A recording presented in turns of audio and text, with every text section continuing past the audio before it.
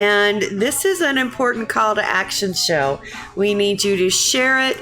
We need you to post it. And we also need you to be making some phone calls and some emails. And we'll turn this over to Amber Wann and Sarah Porter. Yeah. Thank you.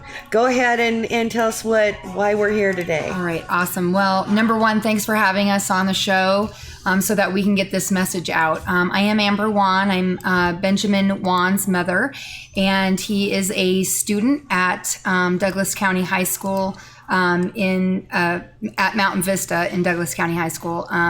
And he has epilepsy, so we're continuing to further the policies within the school district according to the law set forth in 2018 with Quinton's amendment that would allow school personnel to administer cannabis to students, qualifying students. And we're really pushing the emergency issue for that. And then Sarah Porter has her daughter's in a different situation, if you want to share that.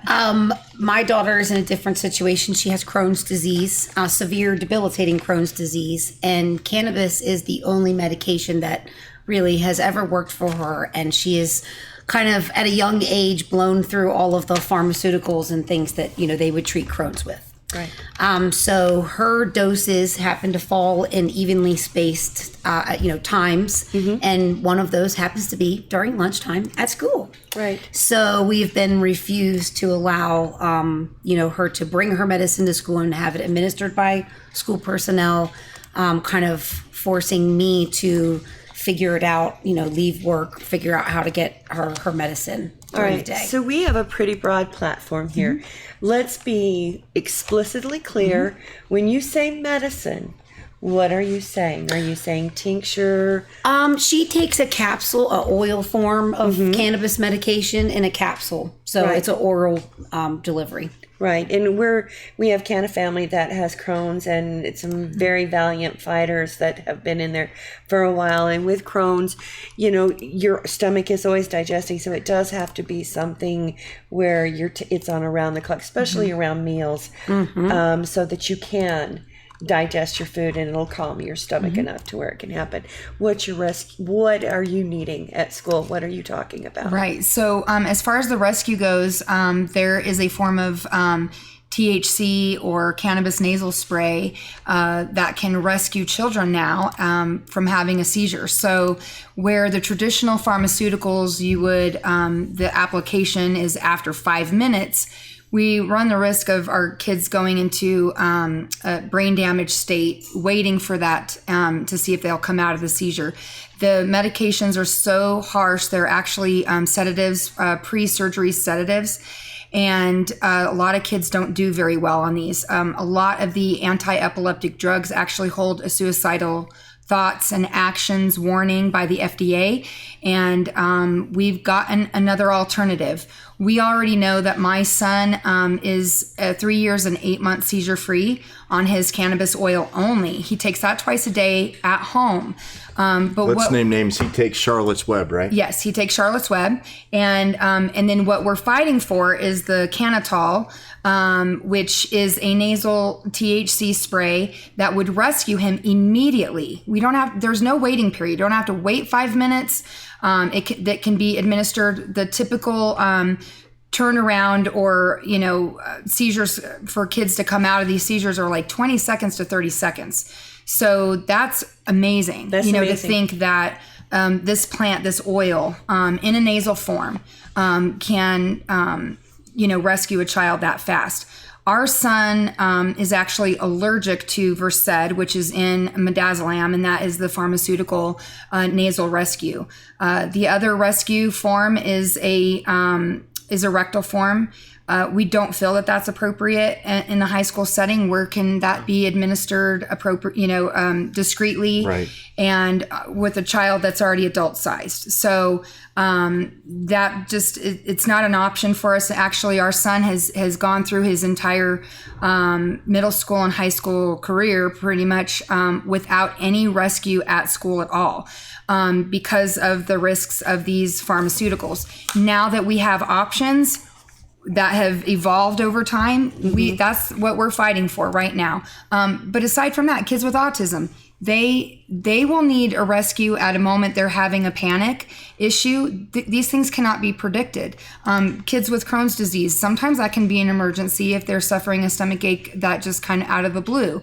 And we can't always just rely on the maintenance medication and parents to come in a timely manner.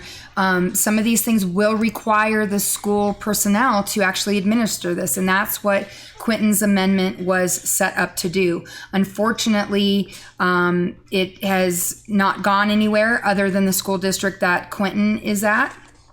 The school districts here in Colorado have taken the stance to opt out.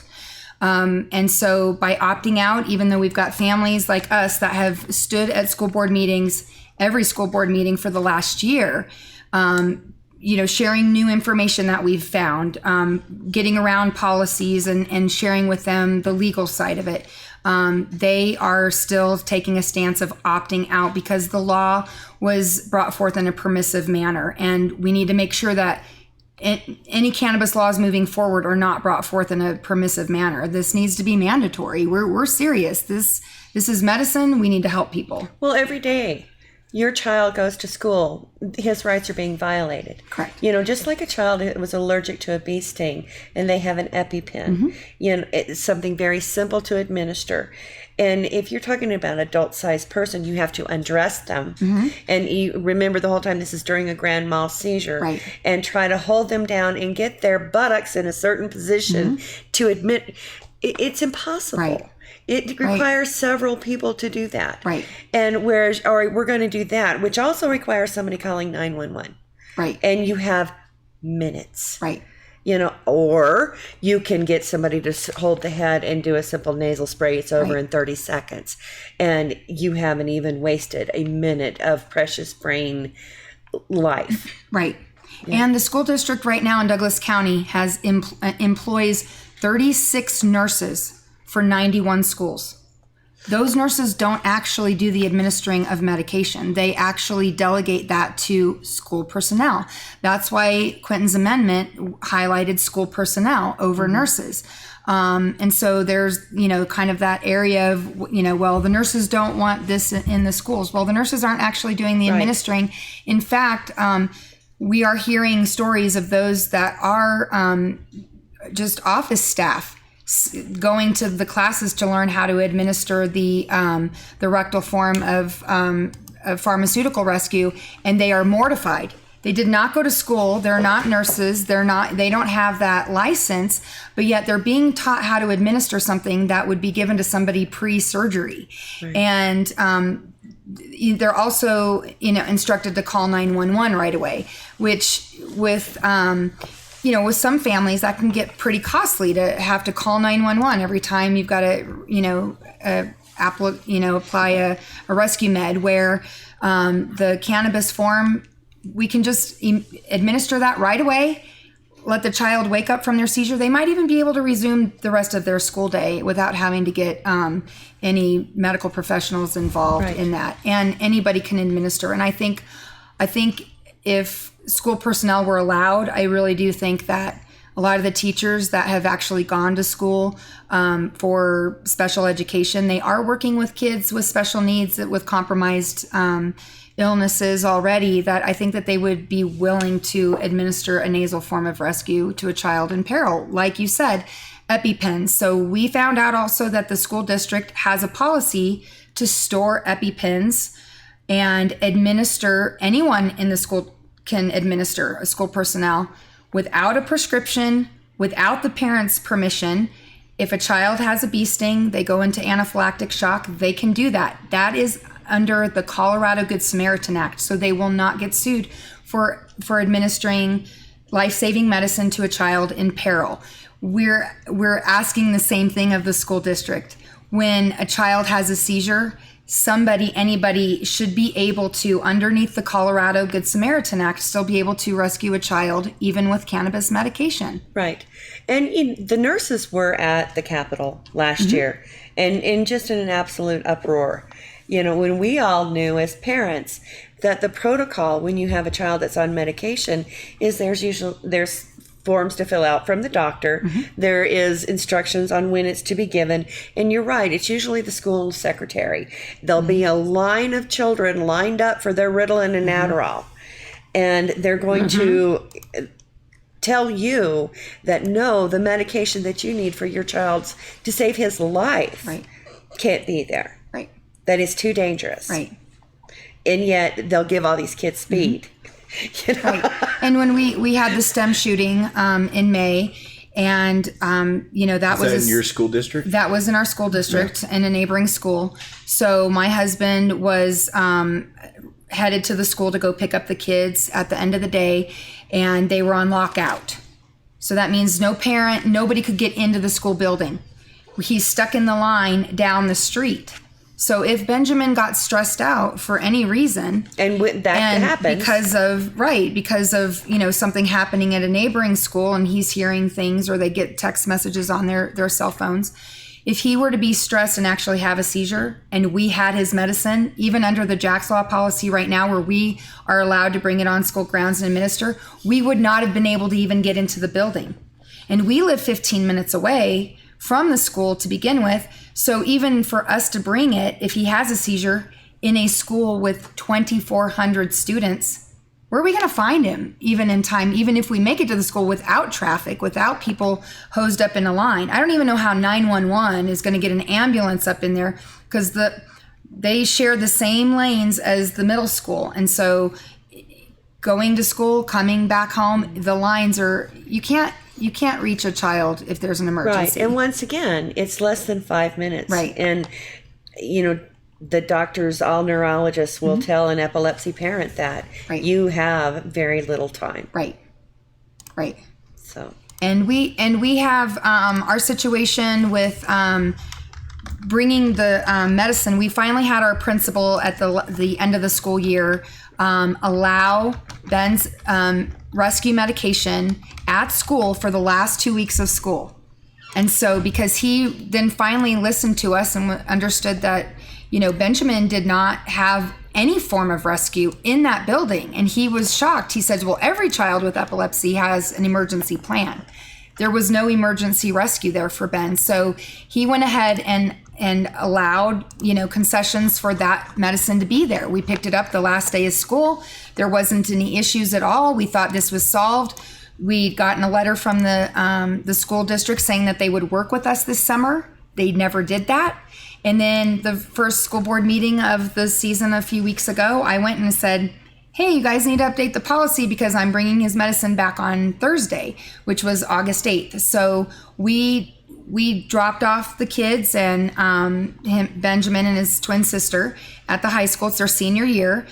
And we dropped off his medicine with the gal. She took it in. I said, we're just dropping off his medicine for the year. 2 hours later, we get a call from the assistant superintendent that this medicine is not allowed to be here now, and it needs to be brought back home.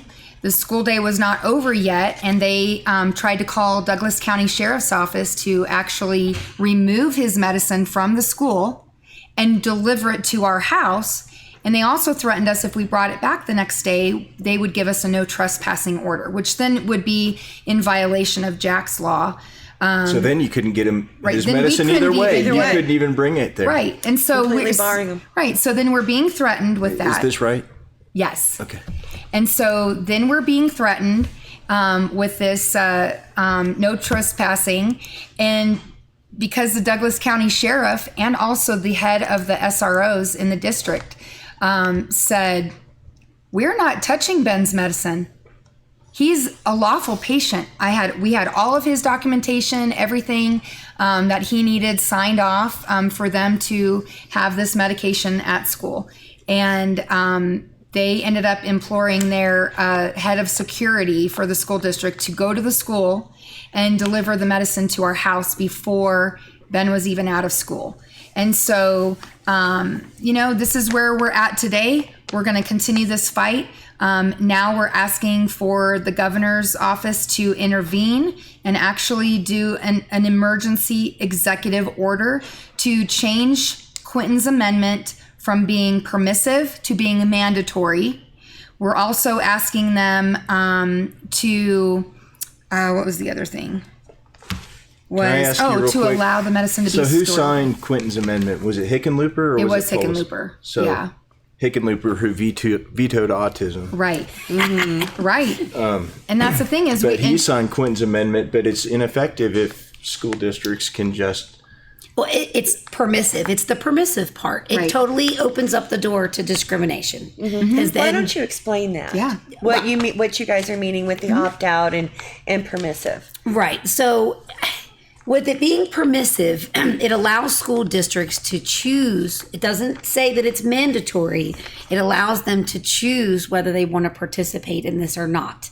So now that we brought the issue to the school district, well, almost a year ago to date, since we've been asking them to change and update this policy, they opted out. In January, did we find out that they opted out? We were in the middle of negotiation and talking about a policy. And they go, oh, wait just a minute. We have to put this on our website. But we'll still keep talking. Right. So they opted out of the policy, and then we found out that now we have no legal recourse because it is permissive that they opted out of it. So we have no legal recourse. We can't place a complaint with IDEA, which is Individuals with Education or Individuals with Disabilities Education Act. We can't file ADA claims against them. We have no recourse whatsoever. So they've stripped you of all of your children's federal educational rights. Basically, yes. But it's a state law, so that really shouldn't even apply. Because it's governed by the state, and they're using federal laws to cite why they're not going to change and update their policies. But with Jack's law originally, I was the only parent in Douglas County that brought my daughter's cannabis medicine to school just about every single day last year, the whole school year, under Jack's law. I was breaking federal law every single day I walked into that building holding my daughter's cannabis. Right. Every day, the whole school district, the principal, all the school and staff, all the teachers, everybody under the umbrella of Douglas County School District was breaking federal law by allowing me to walk on to school grounds and take it into school. So the same laws that they're using as an excuse to not change it are the very same laws that they're already breaking. And they're not wanting to admit to that, of course. And then, of course, the permissive issue, it just opens the door to discrimination because they can pick and choose which laws that they want to break and which laws they want to follow. And so in my daughter's case, it's not an emergency rescue, but it is a serious issue to her health. She cannot do pharmaceutical, biological medicine. She's already blown through all of those. Some of the other ones, the newer ones on the market now, are not approved for children. Right. With the different reactions that she's already had to all these different medications, cannabis has been the only safe thing that we can give to her. Right. So I guess with me bringing her lunchtime dose into the school building and giving it to her, it should be no different than any other medication that a child would take at lunchtime. If you need to take, omeprazole for your acid reflux and the nurse gives it to you at lunchtime, it should be the same thing. It's discriminatory to say that the cannabis medication shouldn't be allowed in school, but other medications should. She's being discriminated against and excluded. So if over time she keeps skipping her lunchtime dose of medicine because I can't get there or my husband can't get there to give it to her, she's not have enough medicine in her system to control her Crohn's disease. Right. So her immune system will just take over and bloop, there you go, Crohn's flare. And you're not talking about a tummy ache here or a IBS flare. The Turner family in the cannabis family, Colton Turner and his fight, they shared so many times that the medications, to treat that basically could cause cancer. Gave him lymphoma, right? Yep. And actually the same thing happened to my daughter, not necessarily a lymphoma scare, but Remicade. She had an allergic reaction to Remicade, which is a biologic cocktail medicine. steroids that she was taking. There was another really scary cancer drug that she was taking. It's an immune modulator. It's called mercaptopurine, or 6-MP is its street name, I guess. Did she ever have a feeding tube? She actually has a feeding tube right now because she just cannot tolerate food. Her body cannot digest and break it down. So the feeding tube that she's on now has been fantastic. She's actually gained weight, and you can give somebody all the medicine in the world if they're not getting the proper nutrition. Crohn's is so multifaceted. If you're not addressing the nutrition, then you're only getting half of the half treatments. Because a lot of the problem is because it goes so quickly through the system, right? You're not getting absorbing the nutrients, and you're malnourished, right? And it's hard to fight malnourished. Immune system, yeah. So and over time, if she keeps skipping that middle of the day dose of medicine, say you skip 2 or 3 times a week, and then that builds up, then how many is that? That's 12 days a month that you're missing that middle day. And it builds up and builds up over time. I just, there's no way to catch up to that. Your body has to have a level of, medicine in it, whether it's cannabis or whatever else it is. Well, it's a lot like an antibiotic. If you're supposed to take it 3 times a day and you don't take that whole Z-Pack and you're not going to feel any better. You need that. Absolutely. That dose, and the way the stomach is with the body rhythms, we know that it slows down when we're sleeping, and all of that is affecting her body rhythms absolutely as a system. Right. Her not getting that dose. Right. And so then she would suffer through the school day too, because she would start to feel that she needed that dose of medicine. And it's excruciating. She can feel it. She knows. It's excruciating. Your digestive system, I have IBS, so I know this very well.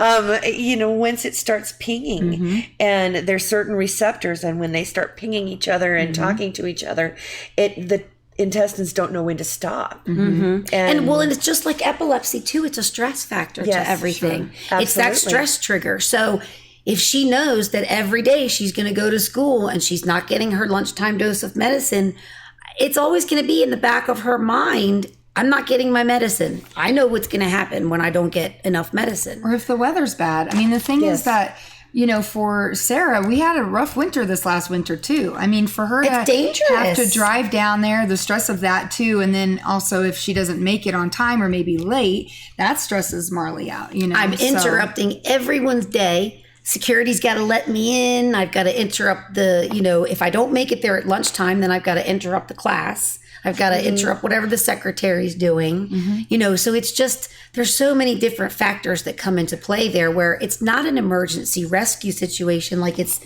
for Ben's life-saving medicine, but over time, it's the same. I mean, it shouldn't be any different than, somebody needing ibuprofen or, say you take prednisone and you have it spaced out throughout, the day, or you have to take it at a certain time, a time-release medicine. And it's such a commonplace thing in these schools for these secretaries to be handing out medicine in the middle of the day. Right. And it's just absolute ignorance. Right. I remember at the Capitol talking about, the cannabis should be in a separate...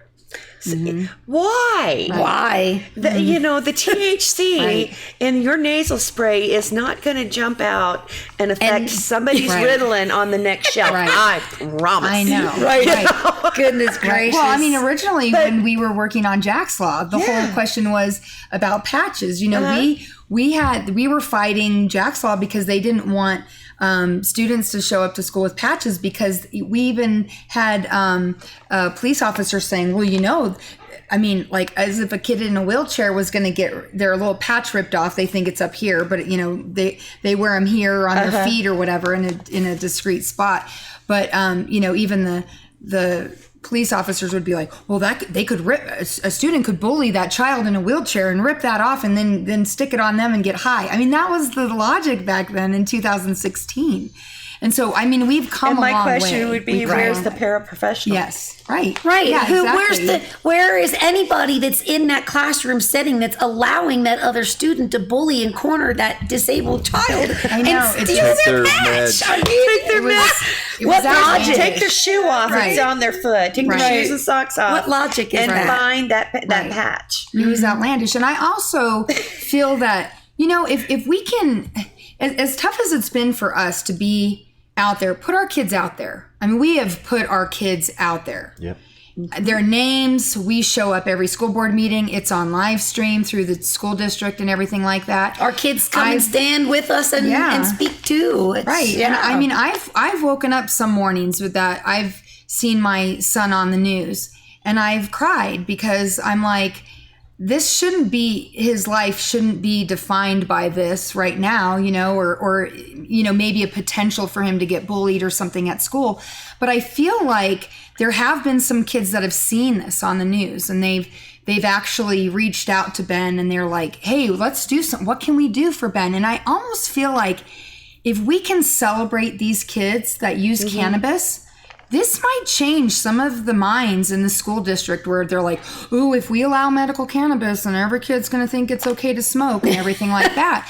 But I've actually felt for a long time is that if we could share with the mainstream kids at school and say, Benjamin needs this for a life-saving purpose. Marley needs this. These kids need these things, and have these kids be able to stand out freely and not feel that they would be discriminated against or, just kind of break down that stigma, but also say that every time a child smokes or uses cannabis illegally, underage, where everybody's all worried about, right?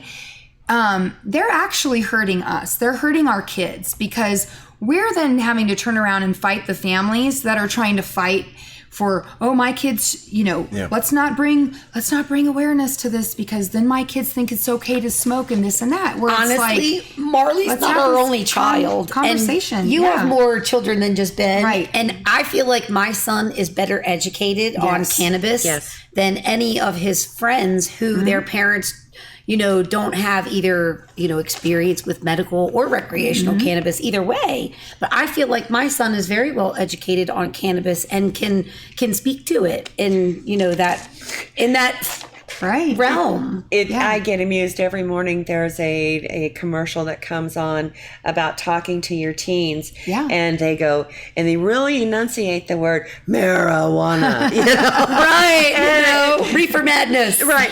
And my first thought is, if you're going to speak to your child about this, first of all, come across as more educated and call it cannabis. Yeah. Because your kids, the teenagers and the 20-year-olds now are way more open and they're way more accepting. And this is just, it's even showing, statistics have shown that once you legalize in a state, the teen use drops. Right. It's not cool anymore. Right. There's no danger. Right. There's no taboo to it. That's something grandma does. It's medical. Because it's all medical. Literally. Yeah. Right.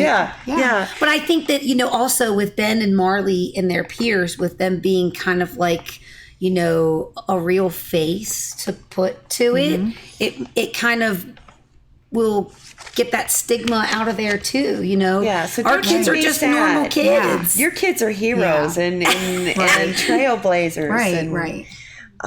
So tell us more about this assistant principal. Yeah, so kind of ties in with that discrimination piece. So the school board in Douglas County, as well as the superintendent, Dr. Tucker, had pretty much kept referring us to the assistant superintendent, Ted Knight, and said, deal with Ted because he's kind of over the principals, and it's written in the law for principals to decide that. In fact, we've heard from Benjamin's principal that he kind of liked the fact that he would have that say so within his school because he wants to know who's the one administering to these kids.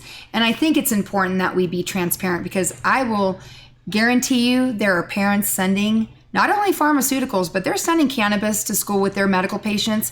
And just because they don't want to deal with it. They don't want to deal with it. If it's a maintenance dose, they're just doing it. They're not going to wait for policy. So here we are, we're trying to be transparent with them. So meanwhile, we keep getting pushed back to the assistant superintendent. Find out from the principal that when it was brought forth in their principal's cabinet meeting, that it was just kind of brushed over in October last year, that Well, we have a potential where we could update a policy, and you principals could have the say so whether your staff administer medical cannabis, but you probably don't want that, whatever. And we already have a policy right. in place, and those parents are kind of being taken care of already. So let's just talk about something else. Yeah, so it was kind of brushed over. 12 principals, I believe, were in that cabinet. Over 91 in the entire district that made the decision. Oh yeah. Okay, yeah, no, we don't need to worry about updating that policy. So that was their position on, we'll see, our staff don't want it. And so we've been continuing to push back with the assistant superintendent. Then we have attorneys in the room. We meet with Stacy Lynn, who's been with us through this whole process. And actually I would like to take a moment also to just acknowledge Jack. Saturday will be his anniversary of his passing, and I know Stacy would have loved to be here today as well. And so our thoughts and prayers are with Stacy this week as she's dealing with remembering Jack. And we remember Jack. We love you, Jack. We know he's with us still. And but the assistant superintendent, we were in a meeting with them with Stacy Lynn, and the attorneys didn't even know the law. And it was honestly a slap in our face as parents, and we've worked so hard, and we've been talking with the assistant superintendent. We've been giving him information, and we've got clearance from the Colorado Department of Education, set forth guidelines. Pinnacle Insurance. Yep. Brad and Amber went everywhere. They checked every box. Yeah. They dotted every I, crossed every T. We brought back these packets of information, presented them to the board members, everyone that was involved in Douglas County School District, in preparation for this meeting that we were supposed to have. And they didn't even read the information. How disrespectful. They were totally, it it was the worst meeting that I think we've ever attended. Nobody introduced unprepared. anybody in the room. It was just very poorly run by our school district, and but just goes to show, how their lack of care for kids in need. They can't even run a meeting, professionally enough to even respect us and what we're bringing forth. We are the experts. We've done all the work. So anytime that they've had an issue, we're worried about our teacher's license. Well, we went and got that cleared. So the Colorado Department of Education put forth guidelines that if schools decide to opt in, this is what you do. Okay, they're still not wanting to abide by it. But through actually Ben's medication being returned, I contacted it's the Human Rights Division in Douglas County. Office of Civil Liberties. Yeah. Mm-hmm. And so I contacted her and I said, hey, we just want to let you know this is going on. And she, replied back on the next week, and she says, she's like, you want to talk to the compliance officer at the school district? We're totally separate. Yeah, the compliance officer, the one for non-discrimination and handles ADA, discrimination cases or whatever. That's the assistant superintendent, Ted Knight. Oh, not Ted Knight again. So he's, basically he's blocked this. Yes. And probably knew what he was doing the whole time. Right. Because we both filed ADA complaints and got back a and form now it's letter. in the law that you can't file ADA complaints. And so we're being discriminated by the very person who is the compliance officer. And so now this is back on Dr. Tucker, our superintendent. He has got to make this decision. He needs to go to the board and say, you guys need to bring this up for discussion to begin with. They would never put it up for discussion. The county is asking parents to review policies. Hey, parents, hey, why don't you look at our policies and let us know what we need to update? We've been asking for a year and nothing. They won't listen to us. They won't even bring it up for discussion.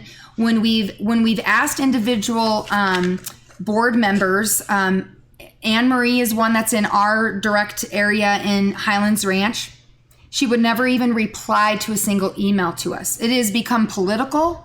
It has become just absolutely disrespectful. One board member told us, after we'd been working on this since August last year, in May, she finally came out and told us, well, I'm sorry, we're dealing with the STEM crisis, and that's a little bit more important right now. The shooting? Right. Yeah. One child dying was more important than another child dying or anything like that. And so apparently they can't handle this situation. And that particular board member, what was her name? Holtzman. It was Holtzman. Okay. So Holtzman, actually in that letter she wrote, Brad ended up trying to contact the Child Law Center.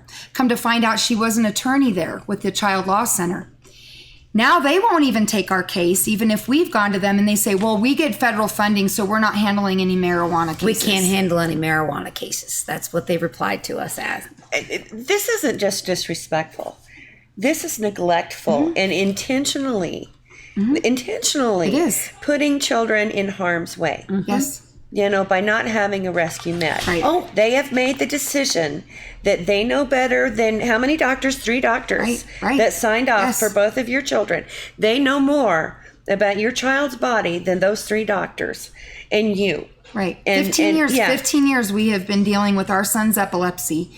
We have been there from day one. The pharmaceutical side effects are unreal.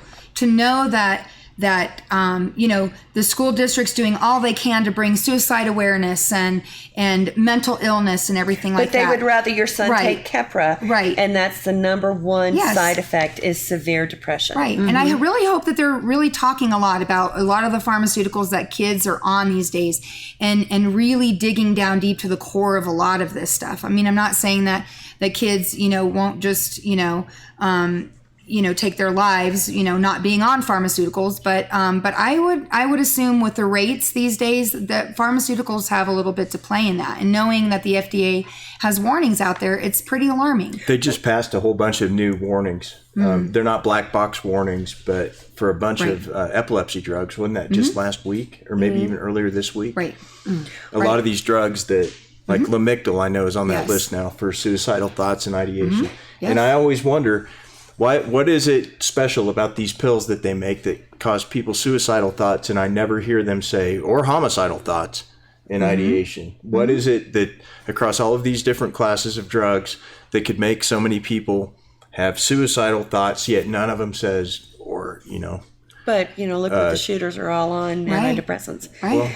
Well, we're allowing our kids to take a lot of sketchy stuff. And by disallowing the use of a safe, non-addictive, effective medication, non-toxic because it is plant-based, and it doesn't sound like you're going to get any recourse from the superintendent. So, can the governor take some sort of executive action to? Right. That's what we're hoping. That's definitely what we're hoping. Yeah.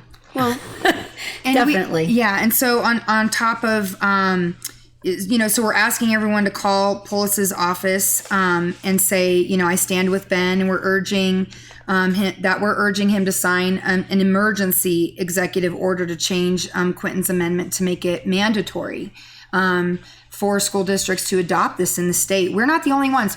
There are parents down in Pueblo County, I believe either Adams or Weld County, El Paso. Yes. And Jefferson County as well. And a lot of parents are pulling their kids out, okay? Some of these schools are daring us to homeschool our kids. They're saying, well, we can provide, Ben's in his senior year. For us to even sue the school district, we're not going anywhere. And a lawsuit would only help Ben or prove a point that what they've done is wrong. We already know what they're doing is wrong. We don't need a judge. We don't need to pay for a judge to tell us what they're doing is wrong. So we're moving forward with this. And then, so we're asking him to change the law from being permissive to mandatory. We're also asking him to change. We don't want to pick up our medicine at the end of the day, because a lot of families will have 2 rescue inhalers or 2 rescue nasal sprays. So one can remain at school, just like with any of the other rescues. Usually one goes to school all year and the other one stays at home. So we want one to stay at school all year long because our son is not Just going to like need it on a any daily other. basis. Just like It's just any gonna other need it. medication. Right. And so like the surgery grade Right. pharmaceutical. Right. Yeah. And so it's not easy for parents to even get there at 2 or 3 in the afternoon also when they're working. So we want it there. We don't want it to have to be picked up every day. So we want that part. And then we also need to work together. And I think there are some groups working to change the Colorado Nurse Practice Act. And we need to just change some wording in there that says nurses can't handle cannabis to nurses can handle cannabis, because actually they can. And just like the policies within the school district say, we adhere to state law, okay? But then yet they claim, their attorneys want to claim federal law, which federal law is not going to come in and mandate this, what's going on in our school districts. So the same with nurses.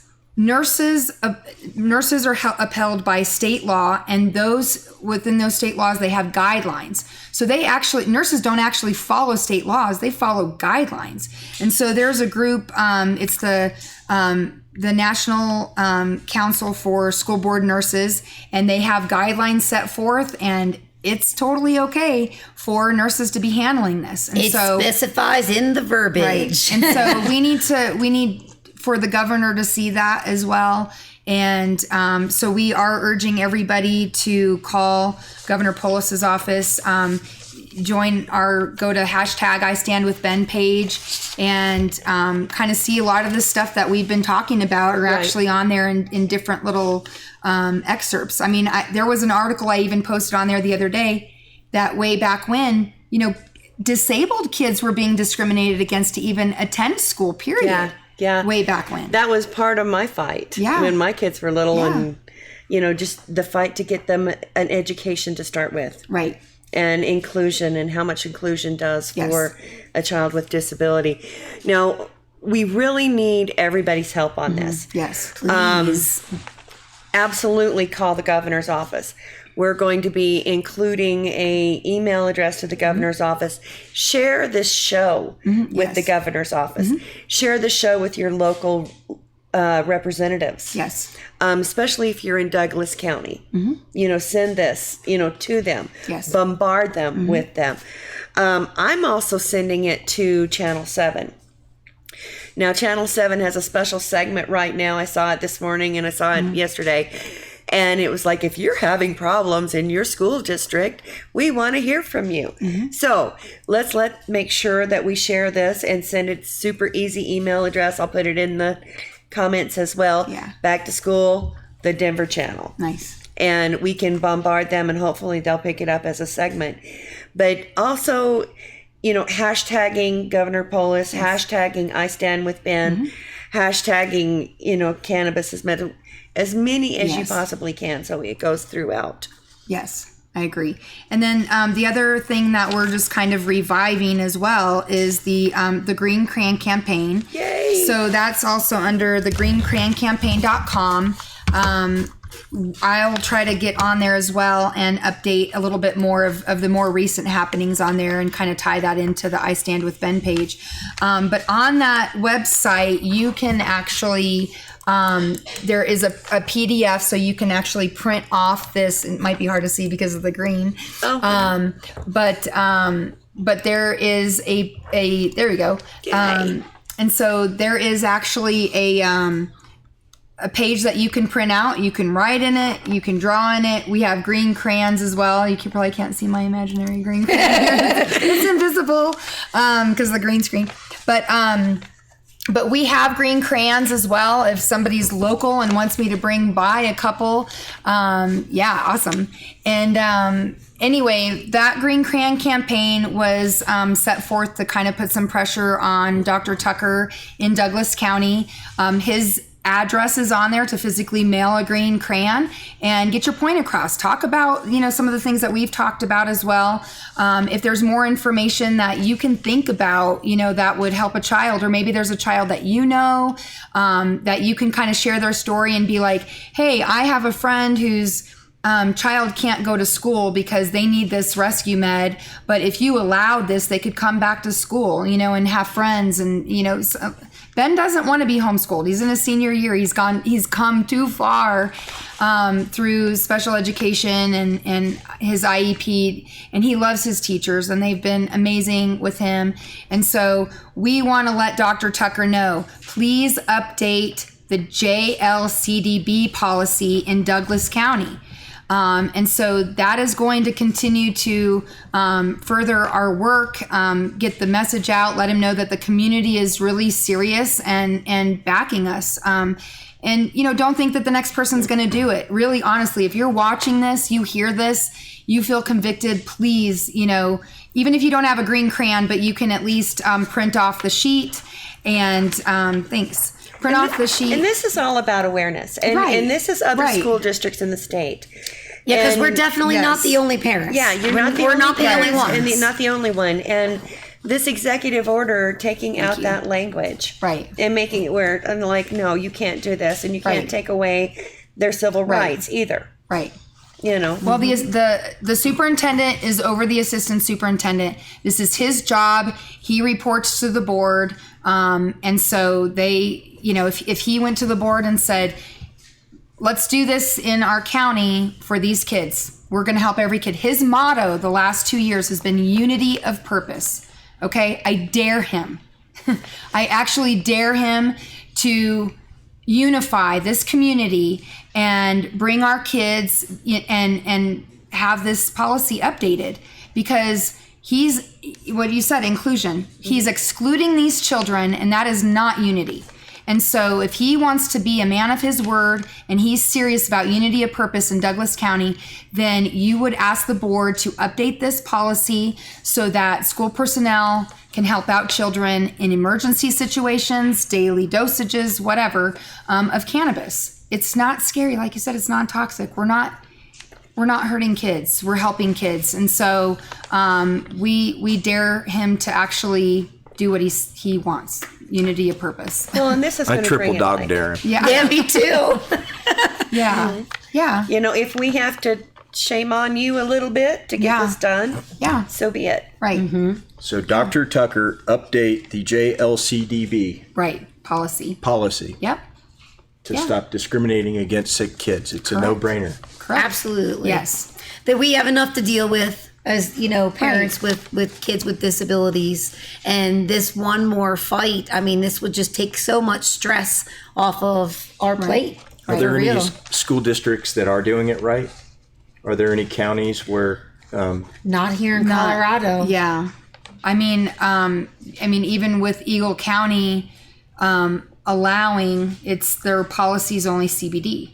So that doesn't help Ben's nasal spray. Doesn't help what Marley takes in a capsule. We're not getting these kids high. We're saving their lives. We could lie. We could lie and just send it to school in their lunchbox. We could lie and say it's CBD, but that's not right. Yeah, we're being transparent. We don't want Ben and Marley to feel like what they're doing is wrong. Right. Mm-hmm. And you're not talking about high doses of THC either. And what people don't seem to understand is that small little bit is the accelerant. It's a microdose, essentially. Mm-hmm. And it makes it all work better. Right. And it's the difference between, maybe CBD might take the edge off, whereas that little bit of THC shuts the complete process down. Right. And for our son, like I mentioned before, he's 3 years and 8 months seizure-free on his Charlotte's Web only. That is amazing. Right. Mm-hmm. It's fantastic. He had his last EEG at Children's Hospitals before he turns 18 next week. And back in May, at the beginning of May, his reports came back as usual since he was 3 years old. Even when he's not having seizures, he's never had a normal EEG. But he lives in that epileptiform state where he could have a seizure at any time. His results and his records say, and I've shared it with the school district, at risk. He is still at risk. Breakthrough seizures can happen. They happen all the time. You can have seizure control. Cameron Boyce from the Disney Channel. I don't know a lot of people know this. I saw an article from his parents on Good Morning America. He had his first seizure at 16. His second seizure at 17 was when he was finally diagnosed with epilepsy. He essentially had a grand mal seizure once a year until he was 20 last month. And his fifth seizure took his life. And so it doesn't mean that's how uncontrolled. serious this right. is. This is one why seizure can do that. We need anybody that hears this message. I don't even care if you're in the state. Right. Reach out, because this school district has decided to take this child's life and just disregard it. Right. You have, from the doctors that he is at risk. He stays in that state. Yep. This could happen anytime. And to refuse to have his rescue meds there is negligent. Oh, yeah. Isn't even a big enough word. Oh, yeah. Absolutely. So we appreciate you guys for letting us come on here. Yeah, thank you so much for helping us tell our spread our story fight. and everything. So, Please go share this, everybody. yes, Yeah, thank you. you Please You're do. watching Ben on and YouTube. Marley, thank you. Subscribe, hit the bell on YouTube. Please follow our Facebook page, and just share this video out. This is a real time issue that we're fighting right now. Right. And this is definitely something that really will change lives. I mean, honestly, there are so many different laws and policies that don't really do anything. They don't really change anyone's day-to-day well-being. It's just a piece of paper that says something. Right. But this really, really means something to people's daily lives. Yes. Absolutely. So. Beyond us. Right. Definitely beyond us. Because I know that there are definitely more parents out there in this situation. Parents that probably kind of question using cannabis medicine for their kids because they're not sure of what all the logistics are going to be. I mean, it's trial and error. It's hard enough to, have your kid in that situation anyway. And then to be forced to have to figure out the logistics of how they actually get their medicine on a regular basis is, it's just one more stress that we don't need. Exactly. Right. Well, having to go to the school is a financial strain, and it often keeps families in a lower economic bracket. They have to choose jobs where they're Where free, they're close. where they're close, where they're free to go on their lunch break. If you work at a factory, you can't usually do that. Right. And then you have to be available at 3:00 to go not only pick up your child, but park your car and walk into the school. Stand in line with with whatever's going on that day and wait for that medicine to turn around at 8:00 in the morning to go drop that medicine off again and hope like heck you're not late for work. Who can care? Who can keep a job like that? Right. See, that's my situation last year. I live in Castle Rock, live 2 miles down the street from Castle Rock Middle School where Marley goes. I worked at the outlets. I stayed at a lesser paying job that I definitely was overqualified for because I needed to be close to school. Right. I needed to get there. So I literally had a half an hour, maybe 40 minutes before I got in trouble, to get into over to the school, go in, get her out of class or pull her from lunch, give her medicine, leave school, go back to work, you park your car, walk in. I was literally running. And then when do I get to eat lunch? I'm like, eating a sandwich in my car on the way to the middle school. It was ridiculous. So this year, I just could not leave my career on hold anymore. I had to take another job, and we're just too far away. It would literally take me an hour to an hour and a half to get all the way from work down to the school, give her medicine. So we also had a situation with the principal where he's very understanding and, he always, appreciates us being transparent and the open, candid conversation. But if your daughter's caught with her legally prescribed medical cannabis, we're going to suspend her. And they even actually at one point had threatened to turn us over to Child Protective Services under their duty to report. The Castle Rock Police Department would be notified. The school resource officer would be involved. So I actually made them sit down at a meeting and tell that to me, to my face. My husband and I both made them sit there and tell us that they were going to, all these threats. They were going to turn us into Child Protective Services, and they're going to hand us over to law enforcement for legal action. And Marley's going to be suspended, possibly expelled from school. And this is a child with a medical cannabis 13 card. years old, 8th grader. With a card. Yeah, with a card. Yep. and they think that they're going to sit there and threaten you. Yeah. Well, the Castle Rock Police Department kindly apologized to me after Brad Wann spoke to them and made it very clear that it was, because I told him, I said, well, that's not legal. I said, you cannot do that. Your duty to report does not cover in this situation. And they argued tooth and nail. And so they had to take that back and apologize, which was really fun. How do you like your crow with the Right. mashed potatoes? So, but still, that is still the threat this year when Marley goes to school. If they catch her with her medical cannabis, they're going to suspend her. So that's where we're at. So I dare them to suspend her. I dare them to search her. I mean, how are they going to watch her all day long? And she knows she's not doing anything wrong. It's legal. It's lawful. She has a medical card. I mean, honestly, before she took cannabis, from the time she was in 2nd grade to the time she was in 5th grade, she never completed a full year of school. It's only been since she's been on cannabis medication that she's actually been able to attend school. So no, homeschooling is not an option for her. Yeah. She spent long enough in a hospital bed, being excluded from her peer group and not getting to go to school. She wants to attend public school. She likes it. Yeah. Well, she's a young woman, and this is an exciting time. And she doesn't want her mommy there every day, giving her medicine and showing up at school. And, I mean, she loves me, but I don't think she wants to see me every second of the day. Not every student wants to, if they're kind of keeping it under wraps. Well, everybody knows now. Well, yeah, but everybody, for another child, say there's another child that just doesn't want everyone to know that they have stomach issues or whatnot, right? Right. Doesn't want anybody to know that they have an issue. They don't want to live in a state where their classmates are going, why is your mommy here every day, right? And then they have to tell them, and they don't want to say. What did you just get from your mom? What does your mom bring you every day? I shared with with you and your husband, my son, he had special accommodations, and he had to get his test questions written down for him and study guides.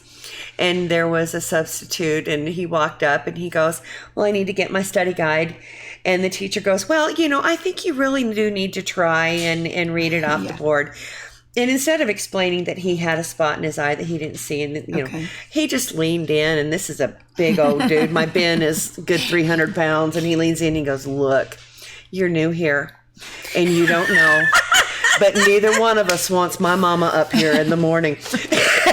And he just walked out, and this teacher just went to the teacher's aide room. She goes, you wouldn't believe what this child said. And all the teachers, and one teacher goes, look, print out the study guide. I'll give it to her at ball practice tonight. You don't want Julie up here. You don't want her. And I usually tell people that I'm the nice one. So you better just talk about this before my husband gets involved. But we would have a nice little line by line IEP review if we needed to. But you do need to have. I know. Let them know you're not going to be walked over. Exactly. There's a lot that goes into all these special needs and what have you. There's a lot of work. Right.